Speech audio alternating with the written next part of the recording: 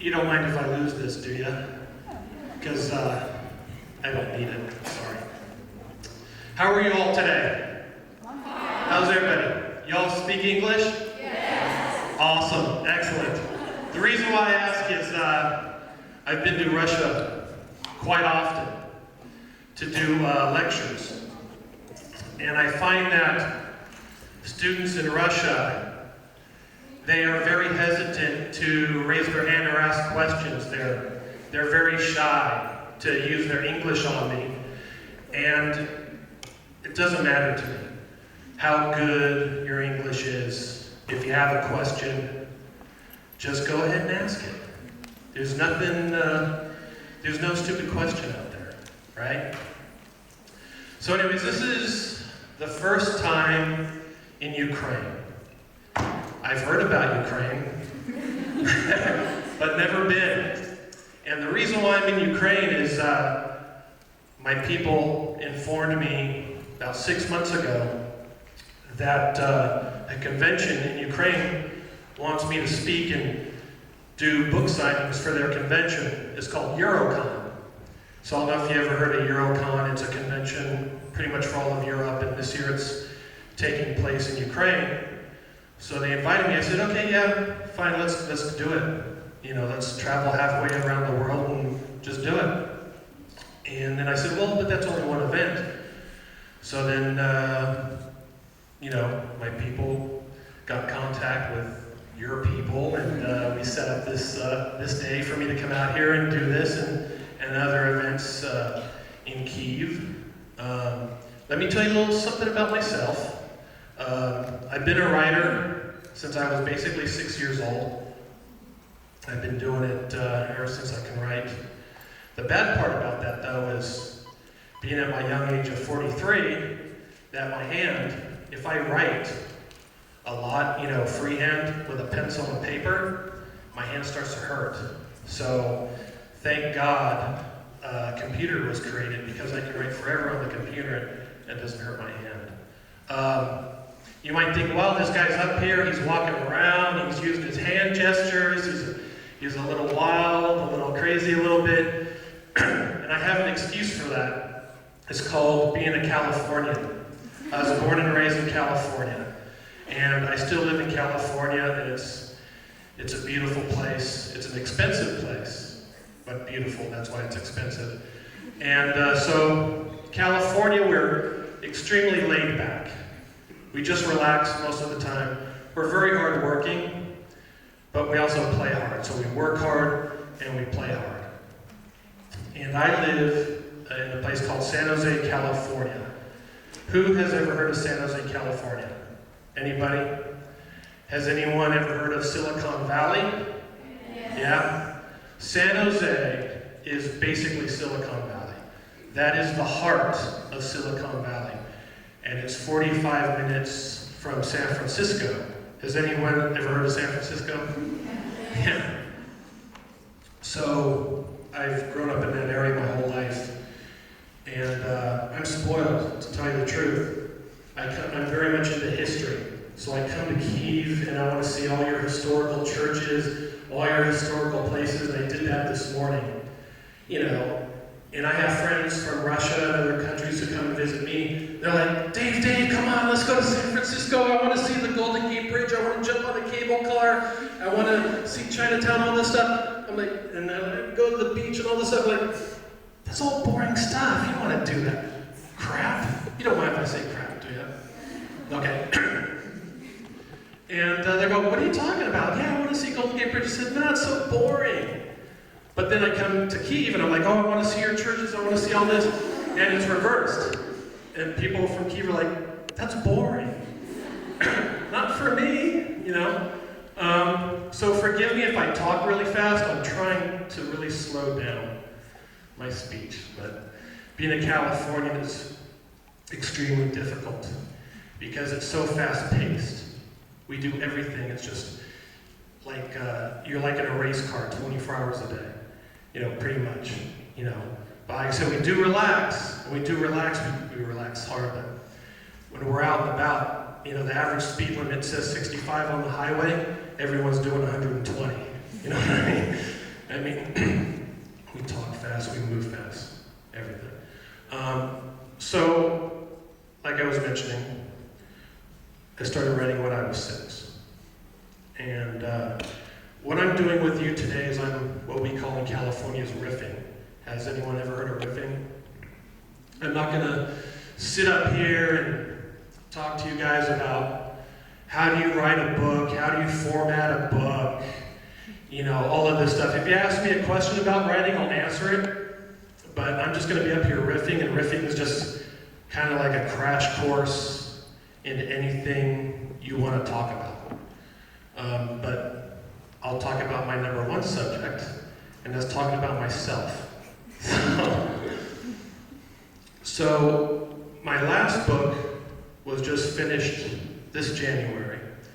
It was the last book in a trilogy, and I don't know if any of you have ever read it, because I know in Russia they sell it on the websites out there, and it's like $100 to buy my book in frickin' Russian. And I asked my people about it. I said, why is it so expensive? Well, it's written in English. So get it translated into Russian, and it'll be like 15 bucks. You don't mind if I say bucks, that means dollars.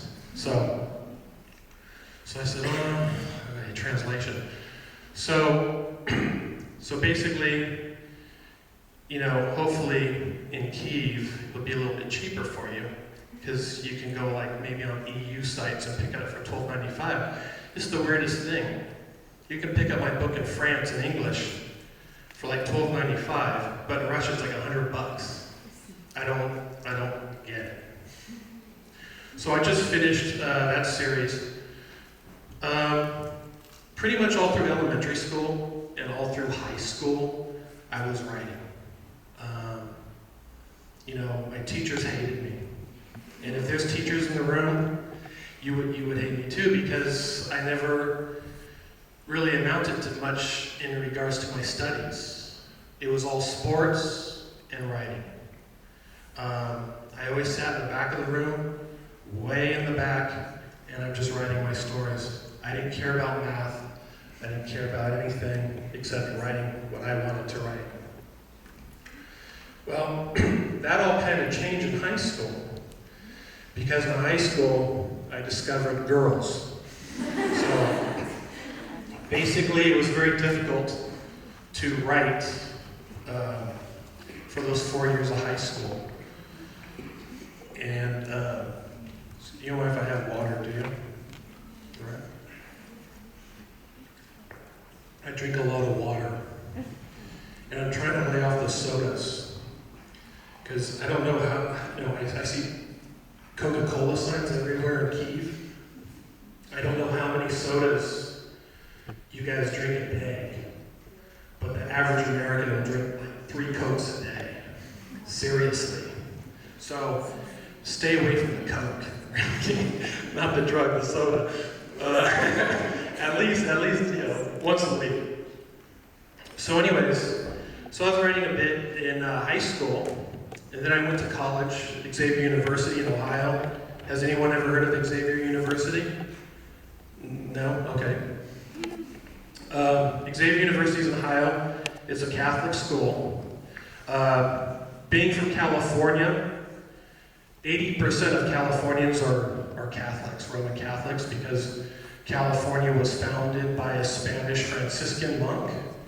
And that's basically the history of California, where the east coast of the United States, it was founded on the colonials who came over from England, because they were tired of King George at the time. So the United States has 2 extremely different histories. West Coast is Spanish history, and then you have the East Coast, which is English and French history going in there. But California did have Russians coming to California back in the early days to trade with the Indians, which is a very interesting history. And there's a Russian fort that's a historical landmark in California, which is very interesting. And I'm very much into history, because what I write is historical fantasy. So after college, and college was rough. It was all about parties and girls in college. I know college here is probably very different compared to colleges in the United States. Has anyone ever seen the movie Animal House with John Belushi? No? Okay. Well, I request, this is a homework assignment for you guys. And I might give several of them for you to do this weekend. If you guys can rent the movie, download the movie for free somehow on the internet, watch Animal House. It came out in 1978. That was my college years. It was just one party after the next. American colleges is pretty much all they do when they're not studying. It's a real wild environment. So after college, I was fortunate enough to get a job with a publishing company called TSR. And I'm sure you're not familiar with TSR, but you're probably familiar with the game Dungeons and Dragons. Anyone familiar with that at all? No? Yes, maybe so.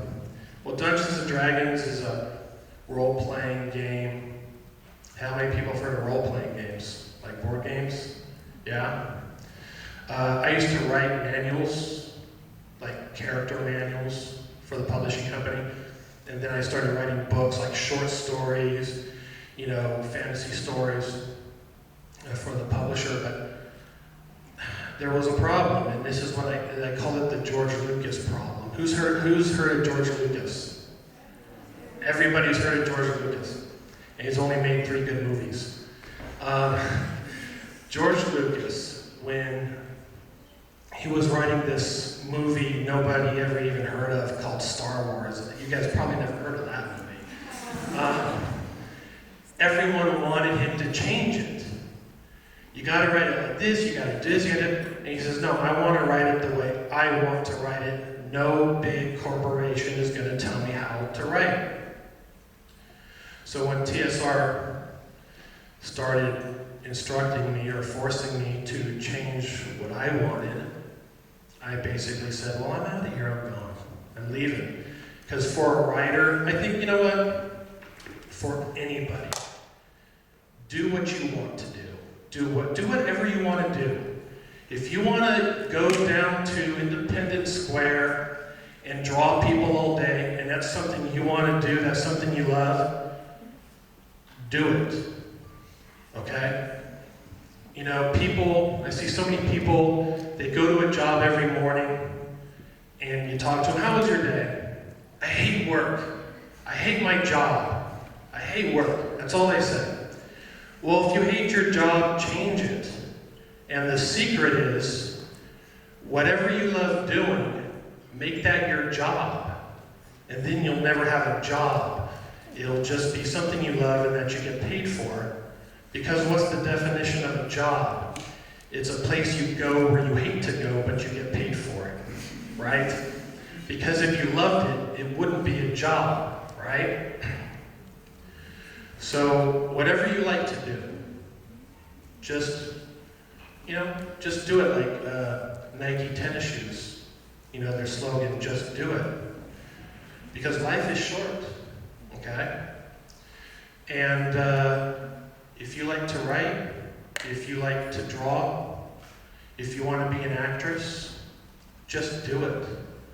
You don't know how many times people have told me, Dave, you totally suck. Okay? I don't know if you guys say the word suck too often, but it's a common word where I come from. You don't know how many people have read my writings and said, Dave, you stink. Well, you want to know something? These people just want to keep you down. Because these people have nothing better to do. Okay? Because they have nothing going on in their own lives except cutting other people down. In California, we call that the vapors. It's a LA rap term, the vapors. Vapors means if someone's like jealous of you for what you're doing, or you're like because I see a lot of girls in the audience, if you're dating some really attractive guy in the school, and every other girl likes this one guy, this one hip guy, and all the other girls cut you down because you're like dating him. They're just cutting you down because you have something they don't. So if you're an artist, writer, whatever you do, and you get people cutting you down, use that to build yourself up, to go forward, to better yourself, to use it as a tool to say, you know what? I'm going to prove them wrong. I'm going to defeat them. To be perfectly honest, I don't know the Ukrainian mentality, okay? And to say that I do, I would be a liar. And the one thing I don't do is become a habitual liar. If you want to do something, do it. Don't let anybody stop you, okay? Where I come from in California, we're just all full of confidence, you know? And if a Californian goes back to the East Coast, you know, like New York, Washington, you've heard of those places, it's a completely different country, different mentality. And people from the East Coast think that people from California are completely arrogant. Like those Californians, they surf all day, sit in the sun, and they're completely arrogant. They think they're the best thing on the planet, and they're just all jerks. No, we're not jerks. It's just that what they're doing is mistaking confidence for arrogance. Don't allow people to cut your confidence down. Be the best that you can be at whatever you want to be, and don't let anybody stop you. Being in California, it's not difficult to run across a writer, an actor, actress, producer, especially in Los Angeles. Because how many people have been to LA? Anybody at all? Well, all right, cool. One person.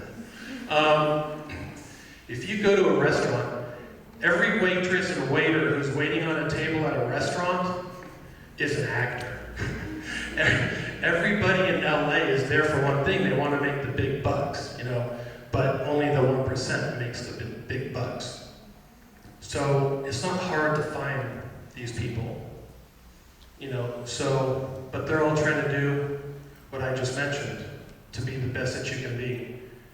And it's hard, because even in high school, for me, my dad wanted me, you know, every parent's wet dream, be a doctor, be a lawyer.